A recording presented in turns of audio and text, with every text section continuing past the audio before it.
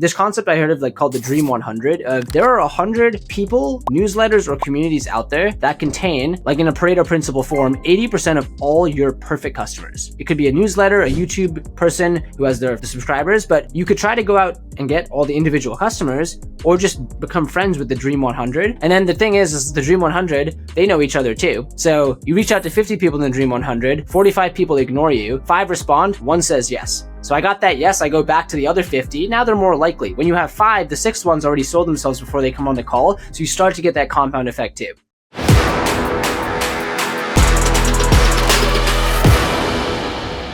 Arjun, pumped to have you on the podcast today. We just found out right before we jumped on, Arjun's actually from Brookline, which is neighboring town to where I grew up, Newton.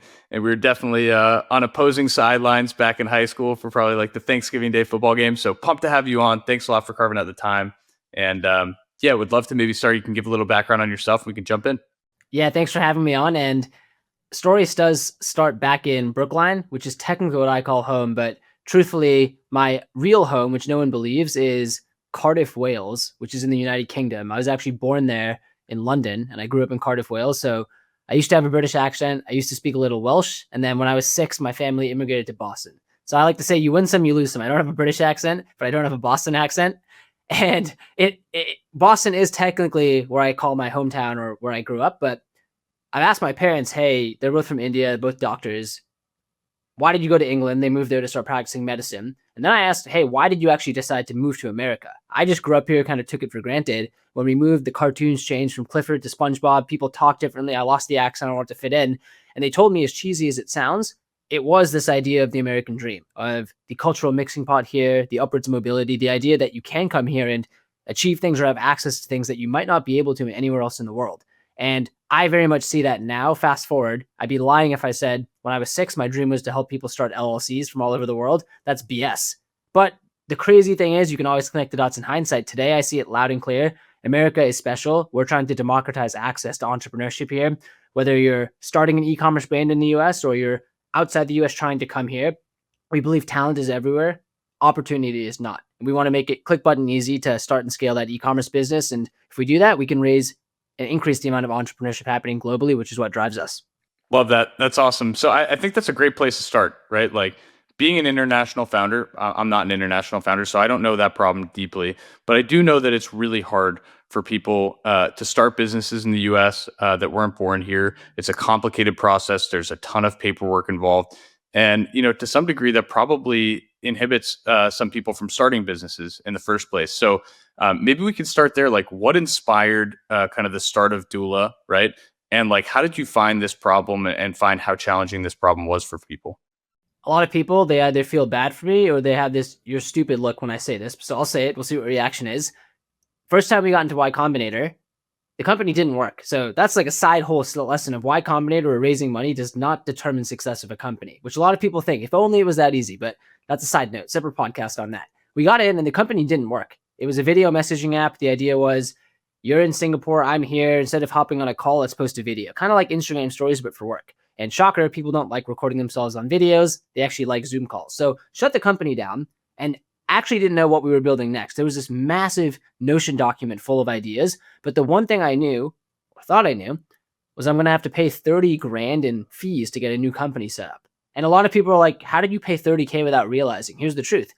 Lawyers have a time and place, but they charge $1,000 by the hour. And I didn't really know that. So I would email them for everything, 10K right there. Next up, I had a bookkeeper, there was an accountant, a registered agent, payroll, and I'm spending time on all of this. The company doesn't work. And what's eating at me is, 1, I probably spent way too much money. I did. And 2, imagine if I didn't spend all this time on this back office work and I could instead have talked to more users or try new partnership channels. And then we kind of had this idea of, wait a second, we're setting up a new company. Why can't we initialize a company?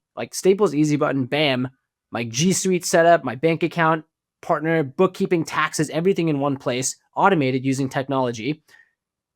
And do that, especially for these non-US founders, because we found that some companies in the US wouldn't work with you unless you had a social. And not going to lie, we took that a bit personally.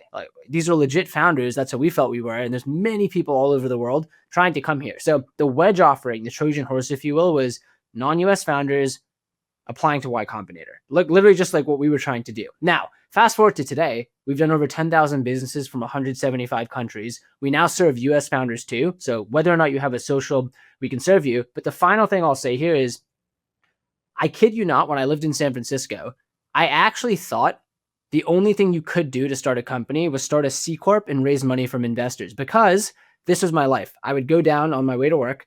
I'd pass on Market Street, the Uber office, then the Twitter office. I would take a right on 2nd and pass the LinkedIn office. Then I'd take a right on Brannan, which is where I worked, and Dropbox was next to Airbnb and Pinterest. All I knew was massive moonshot companies that raised millions, go on Product Hunt, Hacker News. I had no clue what an LLC was. I didn't know what bootstrapping meant. I thought that was a Timberland sneaker. I had no clue what it was.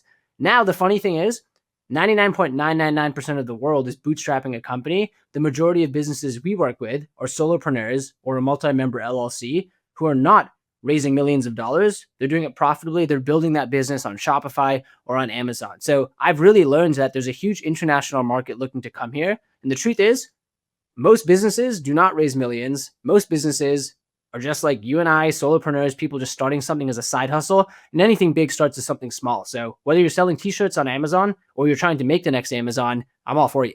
Love it. So, I mean, it sounds like it was a problem that you experienced firsthand. This is my second business that I've gotten started. You know, the first like 90 days of getting all of the admin stuff set up, you want to pull your hair out, right? You're like, I'm trying to build a business. I'm trying to understand if this business is even going to work.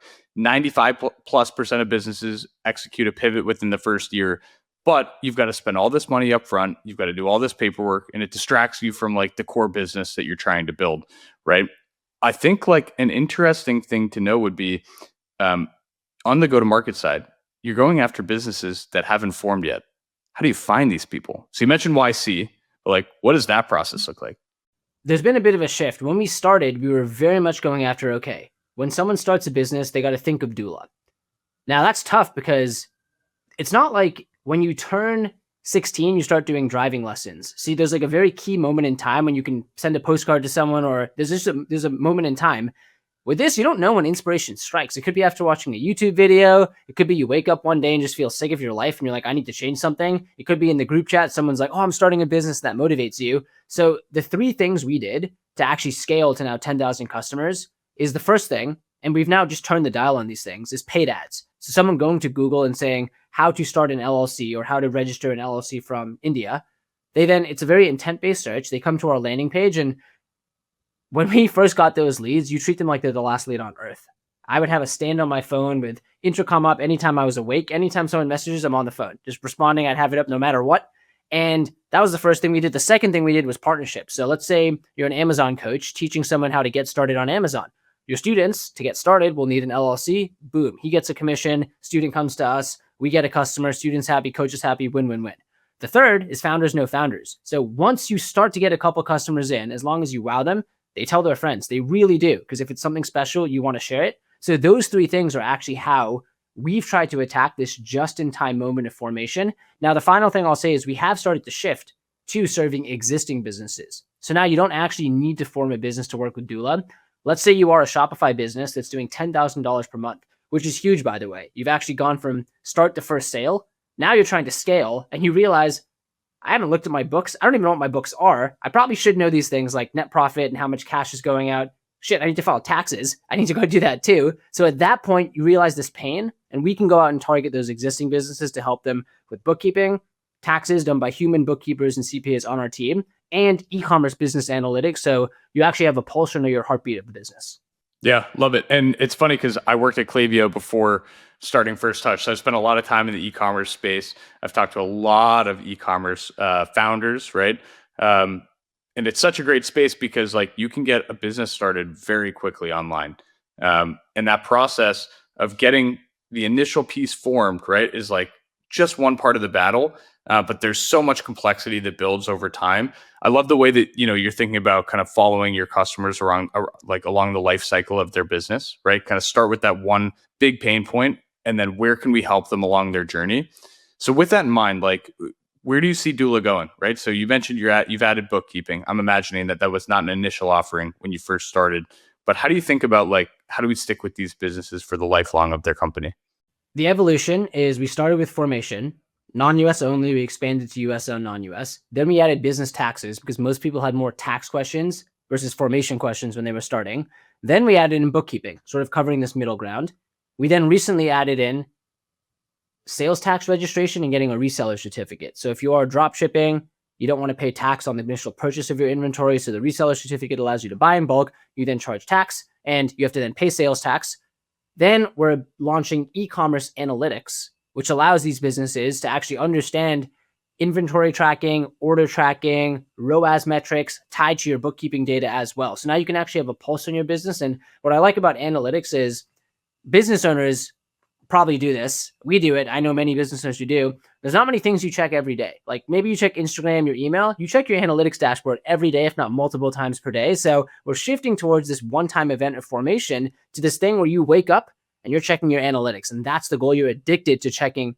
Let me check my doola analytics. Let me check my doola analytics. So the next evolution here is the well is so deep in terms of advanced analytics we can do. There's a whole world of forecasting we could do. As we have more company data, we can understand what the top companies spend on and what their metrics look like and start to provide benchmarks or forecasts to other companies. We can do high ticket services and coaching to help level up businesses as well. And the thing I'm very excited about is one of the biggest needs, especially for e-commerce businesses, is access to capital.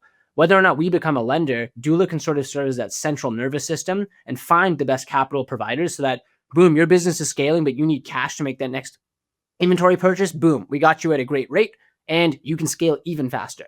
So I think there's a huge world of capital, whether it's going into banking, credit, lending that we haven't even touched yet, but it's a matter of time that before we get there. And my belief is always we have to answer the problem for customers. We don't just say, sorry, we don't know the answer. If you need a trademark, we have a partner. If you actually need an email marketing solution, we'll go find a partner. If you need ads, we have a partnership with TikTok, so you can get a discount there. Any question, we'll go find a partner and then add them to our marketplace.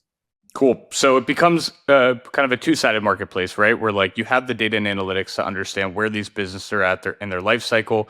And then you could potentially go out and find these loan providers or other partners, depending on what the needs are of the business, to be able to match those two together. Very cool. So shifting gears a little bit, you start the company, it's all founder-led sales, right? We're in founder-led sales right now. I particularly love this phase because I was a sales rep at Klaviyo. Like this is what I live and breathe for. But at some point, right, the company is growing enough where like you have to start adding a sales team and you have to start giving up some of that control. And I think for the folks that listen to this podcast in particular, a lot of the folks that listen are kind of going through that evolution, right? And sometimes that evolution takes a really long time. Sometimes that evolution is really fast. So would love to hear about kind of your thoughts and how you navigated moving from founder-led sales to really building out a sales team.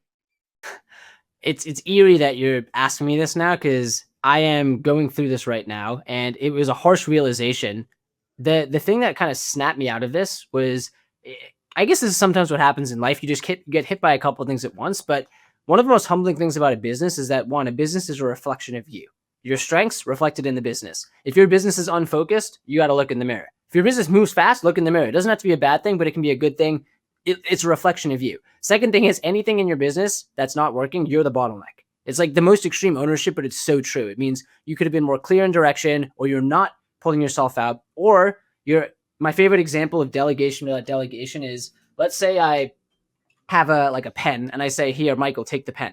And you try to take the pen, but I don't let go. It's like you're going through the motion. And I'm like, crap, there might be some times I'm doing that too. So overall, the analogy I've come up with for this transition, and I'll use it for building a sales team, is when you're starting a company, your job is to be a founder. And the founder's job is to dig for oil. So you're in sales, you're out there calling people, getting punched in the face, hacking at rocks, digging for oil, not finding something. Oh crap, I found some oil. Now should I try digging, or maybe let me take that oil and show it to someone else and they give me more land, but you're just out there digging. Your output is the actions, stacking the volume, the reps. But once you find oil, the startup's job then is to shift to becoming a scale up. And instead of becoming a founder, you're a CEO or a manager. And instead of digging for oil, you're building the oil rigs. So the switch I had to make was I was so addicted because it's fun. I'm sure you're good at it too. I think I'm good at it as well, to like closing the sale. And yeah, I did that. I brought the revenue in.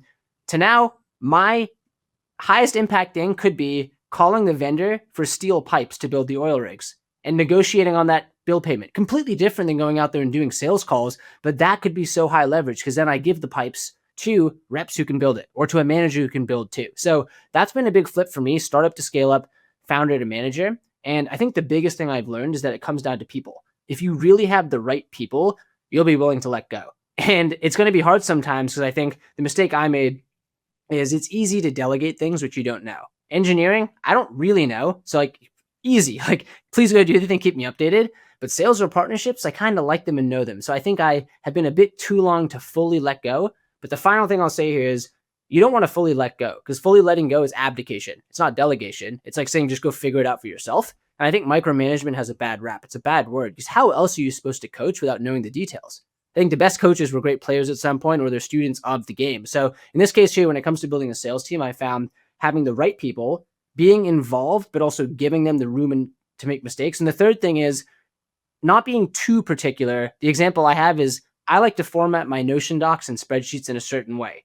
If you like to color code yours or format yours in a certain way, that's okay. You don't have to follow my formatting, but the doc needs to be accurate and the doc needs to exist. So making that sort of split of, don't be too anal about the color coding and the formatting, but giving people the room to grow and learn and being there to support them too. Yeah, I think it's a great point. And in some of the previous episodes that we've had, people have kind of done like a tactical teardown of what that process has looked like. So a couple examples, right? Founder-led sales, they're starting to hire their first salespeople and they're like, shoot, our CRM is a mess. Like a salesperson is going to come in here, they're going to be like, no idea where the pipeline is coming from, how they can start actioning on it. In other instances, it's like, hey, we haven't been recording all of our sales calls. Like we got to start recording them so that we can distribute them as training so that people really understand how to sell this and can level themselves up quickly. Do you have any like kind of tactical advice that you would give to founders going through that process of some of the things that you guys have done or that you laid the groundwork for? In motion for us to for share. And I think reason why it took a while is because when you have really strong self-starter sales reps, you can kind of power through it for some time. But one thing now, for example, tactically we're doing is we use this tool called Fireflies, which has an integration with HubSpot. So now automatically calls are recorded, transcripts are sent. And what's cool is we now have our analytics team that can parse through them and we do these really cool reports. Here are the top questions from customers about taxes. Give it to the SEO content team to write articles. Here are the top product requests. Give it to the product team too. So that one action, kind of like that keystone habit, unlocks so many other work streams across the company. And it gives you the ability to say, hey, let's take the top conversions for our highest ticket plan, use tools like ChatGPT or Claude. Let's create the perfect script for a new rep as well. So actually recording the calls and having a CRM might be the two biggest things. And we went a long way without actually even having a CRM. I guess that if you have something that's working, you can get away with these things, but we didn't have a CRM. We started using HubSpot. So I recommend using HubSpot at least in Fireflies as a cool stack, but use anything versus nothing. That's one thing I wish we started earlier. Yeah, 100%. We started using HubSpot really early. Obviously, like, I'm a little OCD on the sales side. So like everything's tracked, everything's coded. That's just like the way that I am. But we recently added a recorder that auto fills into HubSpot. And it's been huge for us, like totally exactly what you mentioned, right? Like ability to understand what people are asking for on the product side and where we're missing. Ability to go through and be like, where might the bottlenecks in this deal might, be, or like what questions did I potentially miss?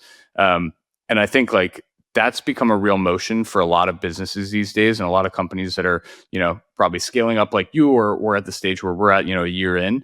It's like you can do so much more with less now. So how has that impacted kind of the way that you're building your go-to-market motion? Like, are you thinking like, hey, let's do this as lean as possible? Or are you thinking like more people equals more pipeline? I've fallen into the trap, and I'll call it a trap because it might not always be a trap of it's working. If we double the number of people, things should double on the back end. But I think something I've come around on is that shouldn't be the first instinct. The first instinct should be actually there's got to be inefficiency within what you're doing right now. So I'll give you one example of something we started to do. Lead scoring. Before we would just have first come, first serve. Anyone who comes in, get them on a call as fast as possible. And I think this is pretty funny. We were like, let's demo tools that can do comprehensive lead scoring with like 15 different variables. And then you want to know what the most predictive variable was? And this is actually like the current lead scoring is we would ask people, what plan are you interested in? And literally just put our plans there with the price next to them. And shocker, the people who said I'm interested in the most expensive plan were the most qualified leads. Literally, that was our dummy lead scoring, and just doing that alone allowed our reps to focus on let's have a priority calendar for these reps. For other people, consultations, we can maybe actually proactively email them or send them a video before too. So that's one example of where, double the number of sales reps will double leads, or no, actually just ask a qualification question, Some people aren't ready to even convert. Ask them, how soon do you want to start? Oh, a month from now, let's cancel the call. We'll put you in an email drip campaign instead. So qualification. And then I think at a certain point, when it comes to a point where we literally cannot even get on a demo in a day or within 3 days, because then call rates will dip, then you feel so confident that if you bring someone in and you have the right training, you're immediately going to pull forward revenue or add revenue. So I think I'm trying to be a bit more tactical about look for inefficiency because it's there. Then when you're busting at the seams, boom, you can bring someone in, they'll have an impact from day zero. Yeah. Yeah, I think that's a really smart way to look at it. So I guess like in terms of how you guys generate pipeline, especially with, I would imagine, the majority of your customers coming in and they're building their corporation or their LLC, right? Like, what does pipeline building look like for you? Like, are you able to run an outbound motion? Is it mostly like, how do we go out and get people and attract them to our website? Inbound marketing. I guess I'll give credit to HubSpot. That's where I first really learned it. And HubSpot's a strategic investor of ours. I like to think it's because they think we can do a very similar motion. But for us, it just doesn't economically and from a time perspective make sense to do outbound. It's too spray and pray given our deal sizes. Our max deal size is 3K. And I could go out and this is the example I like to use. If I spent a day going to every Starbucks in New York, I couldn't go to everyone. If I went into Starbucks and I asked every person, are you thinking about starting an e-commerce business? Could we help your e-commerce business bookkeeping? I'm actually sure I'd find one person each day, but then I would contact that person. I'd have to get their number. Over a full day, maybe I close one person there. It's just not the highest ROI use of an individual's time versus if we can partner with the #1 dropshipping influencer on YouTube, and every month he puts out one dedicated video and 4 shorts, and we're embedded in his community. Just from that content, it works for us when we're not working. That's what I love about content. And now we have a steady stream of every week 5 qualified leads who are sold by this person. They're ready to buy when they come in. So one of the key channels we're using now is channel partnerships or distribution. It's a win-win-win. They get a commission, we solve a problem for their students, and then we get a customer. The other thing is content. So using valuable content. We used to fall into this trap of just churn out content, quantity over quality. We've realized in this day and age, because of ChatGPT, the quality matters so much more. So again, sounds naive, but content like, how do you do your bookkeeping for your Shopify business? Or how do I register an LLC from Canada?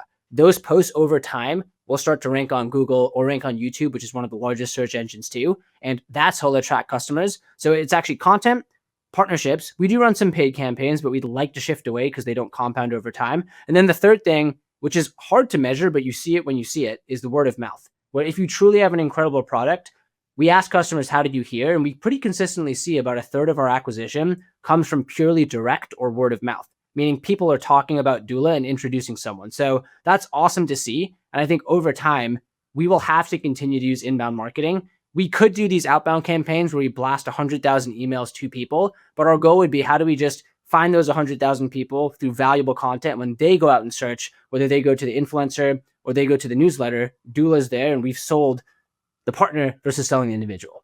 Yeah, I think it's a brilliant go-to-market strategy, right? Like, embed yourself in the community of where these people are going to learn, where they're getting inspired to start a business. I think the piece, and like, I think technology is changing in a rapid enough way that there's probably some opportunity to be proactive on it as well, which is like going out and looking at intent signals, right? Like what people are posting on LinkedIn about a side project that they're working on, right? And like, where do we go find the people that are maybe visiting our website and are really interested, but they haven't quite made that push yet or that move? So there could be some interesting ways to run some strategic outbound around very, very specific signals. Is that something that you guys have like looked into at all? Not enough. I mean, as you're describing it, it's I'm sure there's ways where we could do that, and then based on who's engaging, you can strategically engage with them, or you can run even a targeted ad set to them. So we haven't done that, but I think that's a great idea, just more social listening. But to what you said earlier, you're absolutely right. The goal is we want to get embedded or infiltrate. Infiltrate sounds negative, like you're being there without providing value, but I like to think of it as this concept of like embed. There we go. I like it. Embed's perfect. Yeah, but like there's like this concept I heard of like called the Dream 100 of there are 100 people, newsletters, or communities out there that contain, like in a Pareto principle form, 80% of all your perfect customers. It could be a newsletter, a YouTube person who has the subscribers, but you could try to go out and get all the individual customers, or just become friends with the Dream 100. And then the thing is the Dream 100, they know each other too. So you reach out to 50 people in the Dream 100, 45 people ignore you, 5 respond, 1 says yes. So I got that yes, I go back to the other 50. Now they're more likely. When you have 5, the 6th one's already sold themselves before they come on the call. So you start to get that compound effect too. Got it. So it actually sounds like a lot of your outbound strategy is going out and finding these partner relationships and going out and finding these communities and building relationships with them and embedding yourself in the community like in a really authentic way. Love that. That's really cool. And also, I saw you guys won the HubSpot $1 million pitch competition. Congrats on that. Yeah, that's Thank you. sweet. Yeah, really Yeah, cool. And yeah, you're okay. I was actually there this past year. Like HubSpot's a great partner. We have like 300 plus reps at HubSpot using our solution today, and Very Dharmesh cool. invested in it as well. So, but yeah, you guys crushed it in that competition. So I'll see you there next year then in San Francisco. yeah, let's go. Let's do it. Cool. So we've covered a lot of ground, right? So we've talked about how you guys first came up with the idea. We've talked about how you started scaling up your sales team. What does the next like year, 2 years look like for you? And maybe you haven't planned out that far. Like I'm sure that you're in the thick of it, but you know, perhaps you have. So would love to hear kind of your thoughts on what the future of Doola looks like. We fundamentally believe that the front end of e-commerce is very clear. Someone comes in and they use Shopify or Amazon FBA. Those are typically the 2 main places people start. Could do Etsy, could do Walmart. There's other platforms, but the front end's clear. Cool. Go start your store here or start distribution through Amazon FBA. The back end though is so fragmented. We know this because where do you actually go to start the entity, then sales tax registration, and then bookkeeping, then taxes and analytics, and then potentially getting capital? These tools exist, but they're fragmented. And we've seen loud and clear, people don't want one part done with a checklist of things to do.